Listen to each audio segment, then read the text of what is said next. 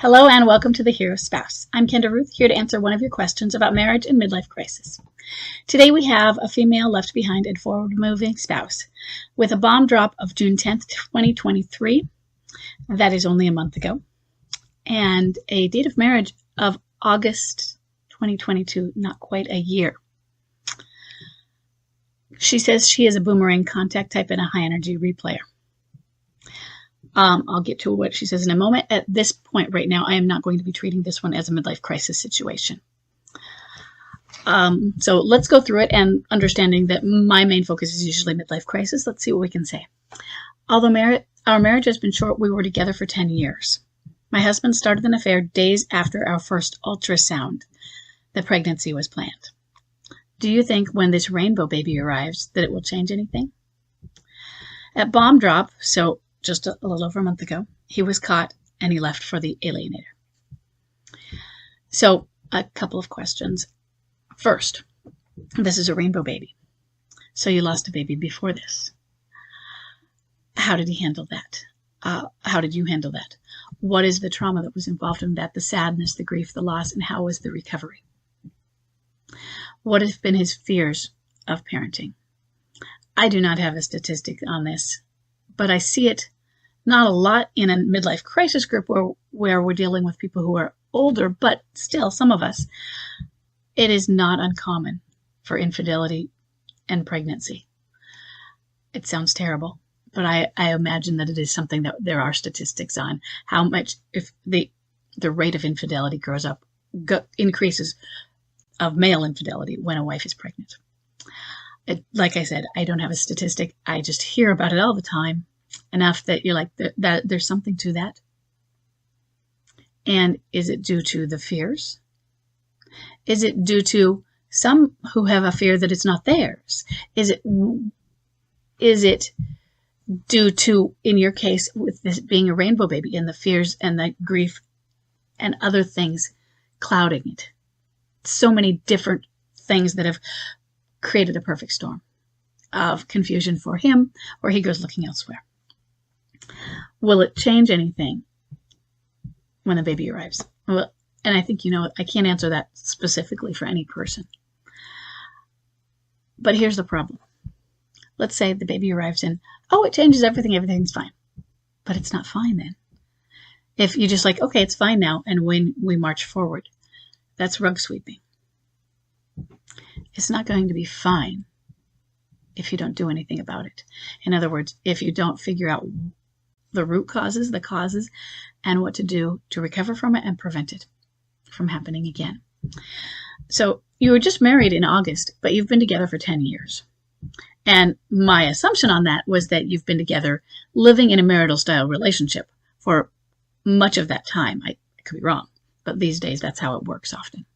Which really, having your marriage be less than a year ago is misleading when we think about that. Because if you've been in a marital style relationship.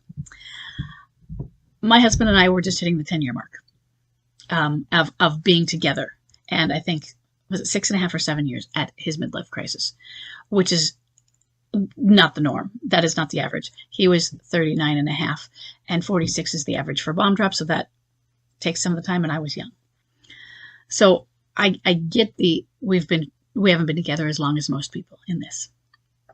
But it's not like you just got married and were you just met, had a fast engagement, or even only one that was 3 or 4 years, where you're just barely out of the infatuation stage and you have seen the behaviors of perfection and honeymooning. But you've been together long enough that you should know each other and have a well-established relationship. But I can't say what he's going to do. I don't know what this alienator is going to do. You have a lot of things to think about, and you need to take care of yourself. He's afraid. He's afraid of the baby being lost because that's happened again, or that's happened before. He's afraid of the same thing we all are when we're becoming parents of, oh no, what am I going to have to give up? This is so much responsibility. I don't think I can handle it. What if I'm a terrible parent? There's all sorts of fears that rush into us. And some of us go crazy and make really bad choices. which may be what he's doing. And he left you for the alienator.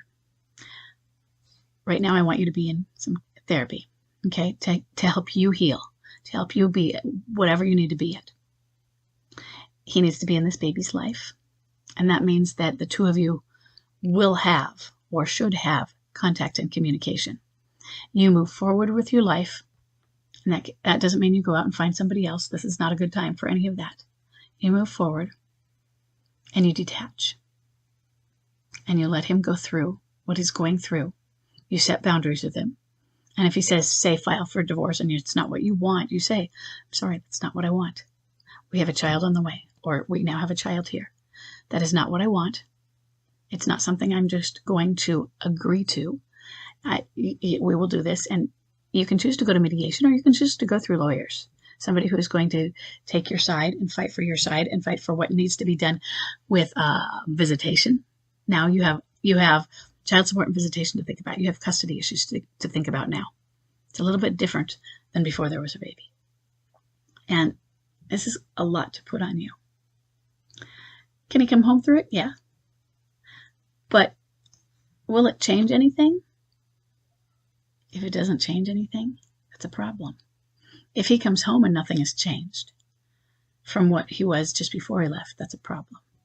Because something caused him, not you, to look toward negative coping skills when he was feeling somewhat scared, somewhat lost, and when he was possibly reliving his grief or traumas. And he has to work on, well, that was not a good way to solve my problem. Go out and find another woman. Negative coping skill. And he's hurt you. And it might feel like you recover, say he comes home. But unfortunately, you may have repeats of this sort of behavior if he doesn't solve his manner of solving problems. And when I say repeats, you might not see anything for 20 years.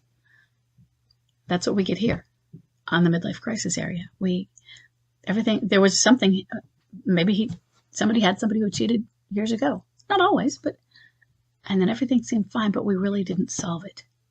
We didn't do all of the due diligence and the work it took to make it better. And so I want you to work on your detaching. I can't guarantee what he's going to do. You can let him know what you are going to do and what you are not going to do. I'm not going to file for divorce. That is not the right choice. I want you to come home, but not as you are now. And if you do come home, we are going to have to go to counseling together, figure out how to not let this happen in the future, how to get through it now. Because right now, when you have an alienator, there are back and forths. He doesn't just cut it off and it's over. He might break it up, come home, and then you feel betrayed again because a week or 2 months or 6 months later, he leaves for her again. And I want you to consider that part of the arc of an affair. I don't want it to happen. And I want you to have boundaries on it. But at the same time, I don't want you to consider it. I can't believe I thought we were better. I thought we were better. I thought we'd healed. Healing doesn't happen that fast. And there is a period of vulnerability due to limerence chemicals, whatever's going on with him, the obsession, the hormones that he has raging for her right now. So even with some great therapy, you're not out of the woods when you feel like, oh, we're so much better, and he's made you tons of promises, and he seems really genuine, because he is really genuine. And then our feelings, we have a bad day, we're crying, and it's hormones, it's chemicals, and they control us. So I don't want you to think he's a bad guy because of it, but he might falter a bit and stumble. So recovery is hard if you get there. And if you don't get there, you're going to get there for you.